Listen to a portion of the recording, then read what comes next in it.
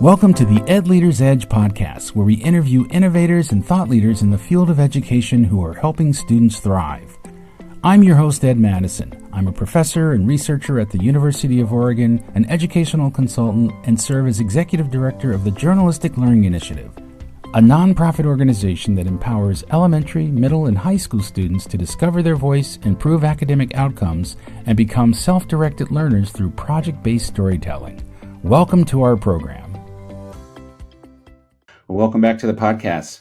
Laurel Black is a former special educator and administrator with 13 years of experience teaching science, math, and leading special education programming. Currently, she is the director of educational therapy at the Research Institute for Learning and Development in Lexington, Massachusetts, which focuses on empowering students with self-understanding and executive function strategies. Welcome, Laurel. How are you? Great. Thank you so much, Ed. I'm excited to talk with you today. Yeah, so let's talk about executive functions, and it's sort of a term that people might not associate with kids, right? So what do we mean by that? And tell me about the work that your organization does. Yeah, so executive function is really there's a lot of analogies that get thrown around, right? But really, it's just the processes that go on in our brain that help us get our goals accomplished. Now, a goal when we're talking to kids sometimes is super broad, right? What do you want to be when you grow up? What do you want to do by the end of the year? But a goal for a lot of kids can include things as minor from an adult's perspective as making friends and keeping them, right? Like being able to make sure that people think highly of me, not letting someone down. Those are also goals. A goal can also be as small as getting to bed on time, right? A lot of kids I work with, okay, I'm trying to go to bed earlier. I want to get to bed by 1 a.m., a college student. All of that takes executive function. And so when we really break that down, that can include just clarifying that goal in the first place, kind of organizing your thoughts, ideas, and time to be able to put those puzzle pieces together, to break down the steps to get that done, to be realistic with your own kind of self-concept of, is that really an appropriate goal for me right now? And then really thinking about all of the little tidbits of information that it would take to get that goal done. So remembering certain things, jotting it down if you might forget. So the idea of executive function is that we have our prefrontal cortex that really is our executive. It's directing what to do, where to go, and really importantly, that I think is so critical for students now is the flexibility to adjust when that doesn't go well. Right.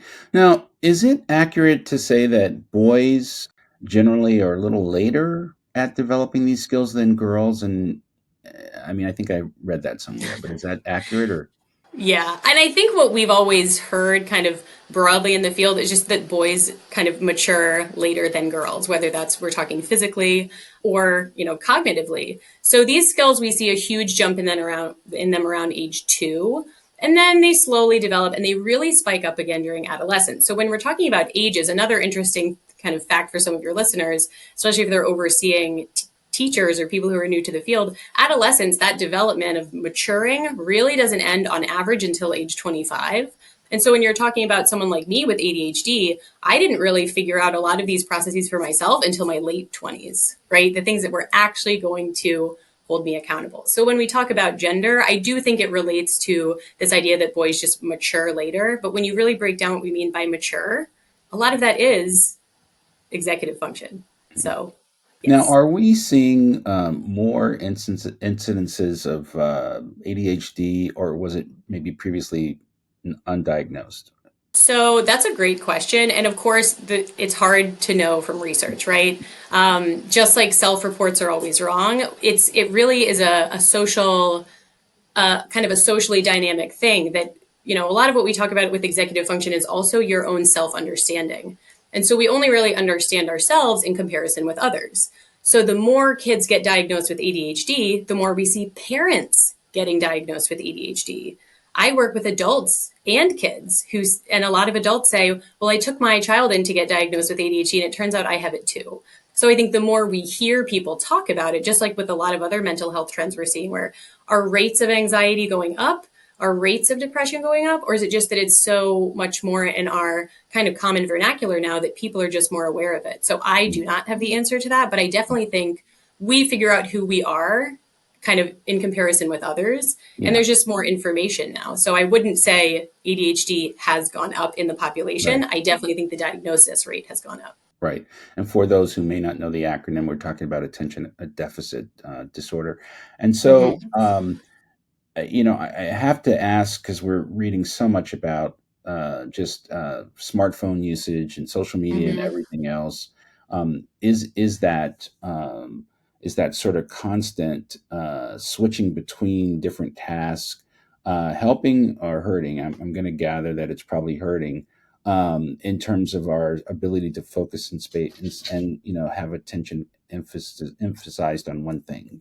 Yeah, and I think something that goes with that is I use this analogy of a hamster wheel. Now, I don't own a hamster, so I don't know how accurate the analogy is, but this idea that we're kind of always working, but when we struggle with a clear goal of what it is that, okay, you're sitting down to do work, what does that truly mean? Let me show you. I have my own very elaborate to do list that's like, how long will it take? When is it due? When are you actually going to do that? That's part of my to do list. And for us, I think it's that with a smartphone, we're constantly doing something. We're texting that friend. That's really important. We're texting our partner about who's going to pick the kids up. We are checking that email really quick.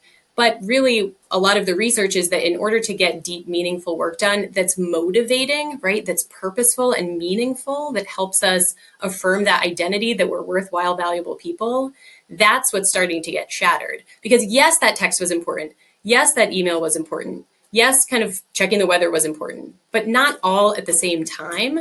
And so what starts to happen is it's not that we aren't working, it's that we aren't able to engage as often in work that's as deep, purposeful, and meaningful to kind of who we are as people. And so I think there's this kind of, I don't know if it's even double edged, maybe quadruple edged sword, I'm not sure how many, where our thoughts are so scattered.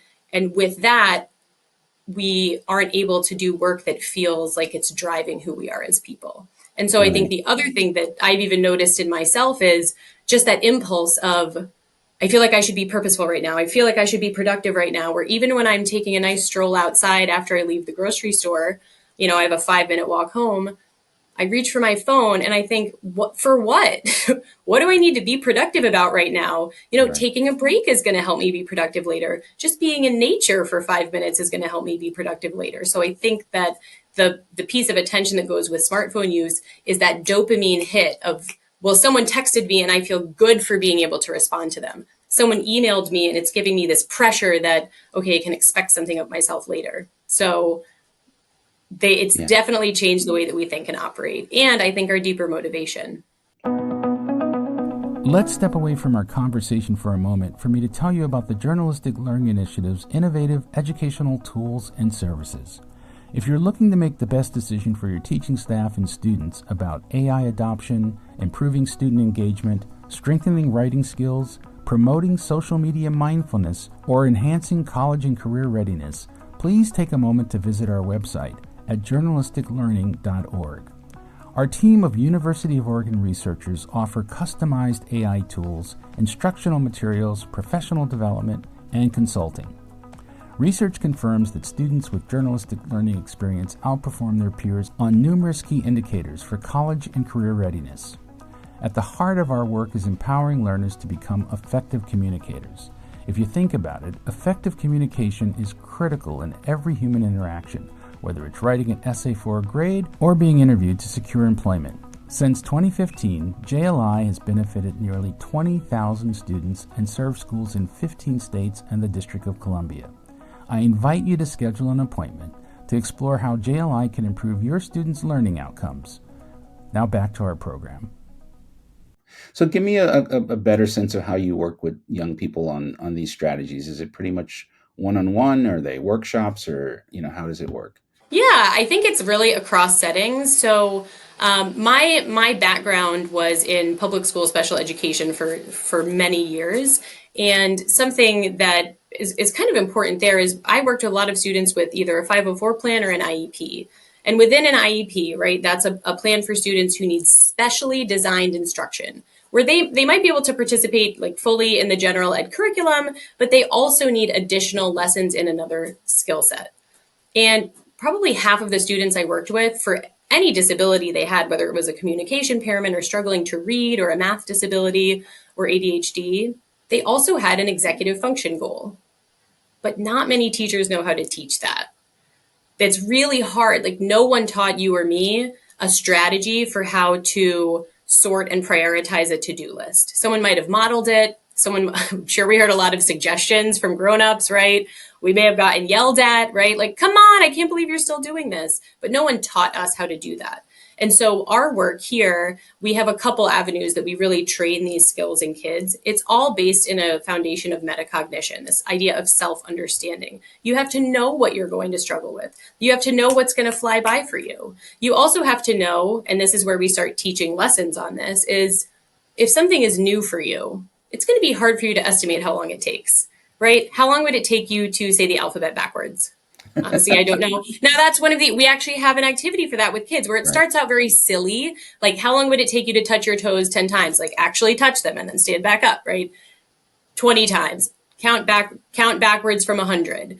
Do the alphabet backwards. There are things that we're not familiar with. So we start to teach these concepts that in order to really estimate time accurately, you have to have an understanding of what's expected of you, and you have to have an understanding of what might get in your way. So we have actual lessons that teach that. It's not just like, let me give you some advice, kiddo. It really is a lesson where we lay it out with an intro activity. We teach a skill, we practice it, we wrap up and say, what do you think? Would you use this? Does this fit your style? Would you actually use a paper agenda book? Probably not. Then what would you do instead? So we kind of go through a course of what's in front of you, what's expected of you, and how do you want to approach it? And so we have lessons ranging from, like I said, organizing time to setting goals that consider obstacles to purposeful highlighting. We have a whole lesson on that. Whereas a lot of times we say, highlight what's important.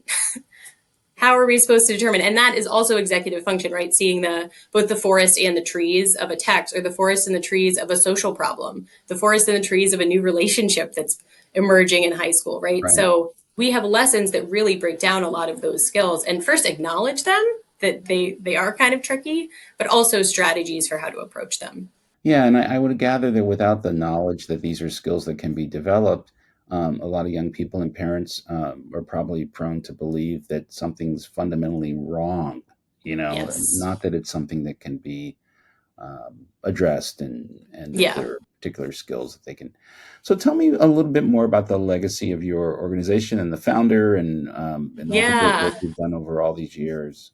Yeah, so I'm here it's the Research Institute for Learning and Development in Lexington, Massachusetts, ResearchILD for short. So our founder, Lynn Meltzer, has been in the field. She's a child psychologist, and she has been in the field for decades.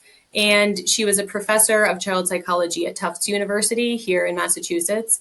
And she at some point decided that, just sticking with traditional academia really was not the best way to impact teachers and their students. So she kind of branched out and founded her own institute. So we're a nonprofit organization, and she has been running the show here for about 4 decades. So as an example, we have a conference coming up in November. It's the 39th annual Executive Function Conference. So she is really just a pioneer in the field, a pioneering woman in the field. And so she established this both to look into, there's all this neuroscience about executive function, and that has been around for a few decades, that this part of your brain, your prefrontal cortex, as you see on my poster back there, this is kind of our traffic controller for all those emotions we feel underneath. But so what if you're a teacher? I used to call these the cross your fingers and hope goals for kids. When it was an IEP, they will be able to anticipate when there are triggers in their environment and take a break before they get agitated. First of all, I know a lot of adults that are not yet able to do that. And so I would call these the cross your fingers and hope goals, because teachers, I was not equipped with how to teach that either. I really struggled with that. I wrote great goals, but man, how to teach a kid that in a class? And so what Dr. Meltzer, Lynn Meltzer, what she really emphasizes is this idea of building self-understanding in order to then teach a strategy. And of course, as a teacher, you got standards to teach. You have topics you have to get through. You have a test to give. And so sometimes, like a lot of the kind of umbrella of social emotional learning is you try to teach it as something else. It really isn't. Every single task in a class, every single task at school, including lunchtime, involves executive function. So that can be taught and that can be embedded into the school day. And what she really put a lot of her career into since founding this institute was really translating the neuroscience into practical tools for teachers to use in the classroom. And that's where she started to develop with our team the SMARTS curriculum. So that's the curriculum I mentioned before, where there are between 30 and 50 lessons. All of them have something fun, I promise. Yeah. As it might not sound like, planning your day is fun, but we really kind of add a little bit of competition and discussion in there. So she took this neuroscience research and translated it into lessons that teachers can teach. And then, we still use it. I use it one-on-one with students. And I also use a lot of these concepts with myself and with other adults that I work with that have ADHD. Now, is this work that school districts cover the cost of, or does it require parents to, have means in order to be able to access it? Or are there books that maybe someone's listening can access? Yeah. Yes. All the above. Yes. So all of the above. Don't worry, we've got you. So, a lot of the initial work that Dr. Meltzer and the team here did was grant funded, right? So with Boston Public Schools, if I don't know if your listeners are in the Boston area, but Arlington Public Schools, Saugus Public Schools, and a couple private schools to really get a cross section of kind of age, race, income level, all of these different factors to really see. So what is kind of the core of this work? What is the core of what will make a difference in kids' lives, regardless of who they are? So the way that we operate now, she does have a book. It's called Promoting Executive Function in the Classroom. She's also coming out with a new book. I'm co-authoring a chapter with her on metacognition, and that is focused on I'm not sure the title yet, but it will be executive function and social emotional learning, because so much of anything you would ask someone to do to control their emotions is actually just pausing, taking space, and analyzing how they are in that situation. So it really actually comes down to executive function. So that's a book she has and another one that's coming out. We also do offer the curriculum for purchase for school districts. So districts, a lot of schools, for example, will teach it to all sixth graders, right? There's a lot of these middle school electives and schools are kind of like, well, what should we teach? We'll teach a life skills class, or we'll teach something with some projects. We don't know. So a lot of schools are starting to use this as just a tier one kind of across the board curriculum so that kids have this before they start to really need it as intensively. And then we also work one-on-one with students. So their parents can reach out to us for that. And I have to imagine that, the distinction between elementary school and middle school is that in elementary school, you've got a teacher who has maybe 25, 30 students and has them all day. Whereas with the different periods in secondary education, middle and high school, a teacher may have, 6, 7 periods of students. And so there's not that opportunity to really get to know them at the same level or depth that you do in elementary school. And so some of these things might slip through. Right. Well, this is terrific and wonderful work. Please tell people how to find you on the web and information about if they want to know more. Yeah. So our website is ResearchILD.org for our broad services, and that includes professional development. Lynn's books are listed there, and that has more information about our conference, as well as our services for college students, high school students. We even work with middle school students. It's a little bit trickier on Zoom, as we all learned well during the pandemic. And then for our curriculum itself, the website for that is smarts-ef.org. And we have a brand new curriculum that just came out designed just for middle schoolers, where not only do we kind of teach strategies on, let's say, goal setting or time management, but we have a real world version of those lessons of how are you going to make time you do want to hang out with your friends, huh? Well, how are you going to do it all? Right. And we have a whole lesson just for that. So there's a lesson that just teaches the strategy, one that also brings it to the real world, and then one that's specifically academic.